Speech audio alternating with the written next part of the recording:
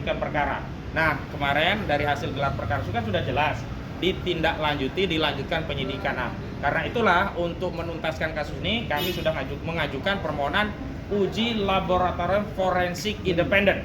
Nah, disitulah sebenarnya letak pertarungan hukum antara kami dengan kubu pelapor saudara Joko Widodo untuk memastikan, bukan hanya meyakini ya, memastikan adakah saudara Joko Widodo ijazahnya asli atau palsu. Kalau keyakinan klien kami berdasarkan bukti yang ada, ijazah saudara Joko Widodo palsu dengan ungkapan 99,9% palsu, atau menurut Trismon Hasiolan Sianipar 11.000 triliun persen palsu. Begitu. Ada yang lain? Soal uji laboratorium forensik pribadi tadi, apakah sudah ada Independen. Ya, bukan pribadi ya, tapi independen. Yang pernah kami spill ada dua otoritas. Yang pertama dari BRIN, Badan Riset dan Inovasi Nasional. Yang kedua dari Laboratorium Forensik Universitas Indonesia.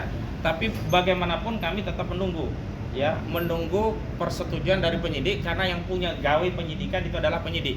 Lalu ada yang menanyakan apa dasar hukumnya. Memang tidak diatur tentang dasar hukum pengajuan tes laboratorium forensik independen. Namun berdasarkan preseden, karena penyidikan itu wewenangnya ada pada penyidik, sepanjang penyidik memberikan kebijakan terkait itu, maka itu bisa atau mungkin itu dilakukan. Presidennya adalah pada tanggal 15 Desember 2025 yang lalu, itu kan penyidik membuka segel barang bukti yang itu kemudian ditunjukkan kepada tersangka dan penasihat hukumnya. Padahal berdasarkan ketentuan KUHP tidak boleh barang bukti itu dibuka pada proses gelar perkara khusus.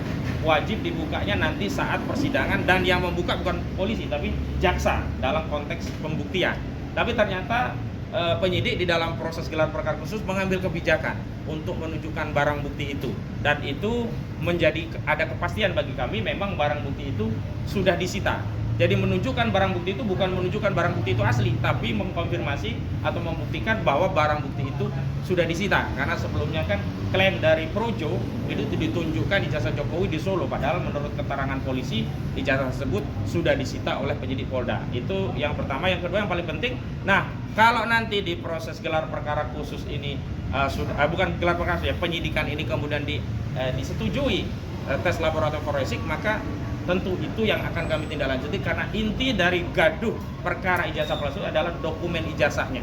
Jadi bukan fokus kepada panggilan C, Mulyono atau Jokowi, itu tidak ada kaitannya dengan dokumen ijazah. Apakah dia punya teman yang akrab atau tidak, itu tidak ada kaitannya. Tapi yang fokus adalah dokumen ijazah. Namun sekali lagi kami tegaskan, penelitian dari sejumlah ahli kebijakan publik bahkan gugatan di KIP itu juga makin mengkonfirmasi bahwa apa yang dilakukan klien kami benar. Yang pertama, KIP telah memutuskan bahwa dokumen ijazah itu adalah dokumen publik, sehingga Bon Jovi bongkar ijazah Jokowi, perkara aja di KIP dimenangkan, dan pengadilan KIP menyatakan bahwa seluruh dokumen berkaitan dengan proses akademik saudara Joko Widodo itu harus dibuka ke publik, kecuali beberapa saja yang dikecualikan. Misalnya soal NIK ya, kemudian nilai studinya Jokowi sama akte kelahiran. Nah, 3 hal itu dikecualikan. Selebihnya kan boleh. Selama ini kan kubu Jokowi selalu mengklaim bahwa ijazah yang dimiliki Jokowi itu sebagai dokumen private. Padahal sepanjang dokumen private itu sudah digunakan untuk jabatan publik, maka demi hukum berubah posisinya menjadi dokumen publik, dan itu dibuktikan dengan putusan KIP. Begitu. Cukup? Ya, terima kasih ya semuanya. Cukup ya. Download Tribun X sekarang. Menghadirkan lokal menjadi Indonesia.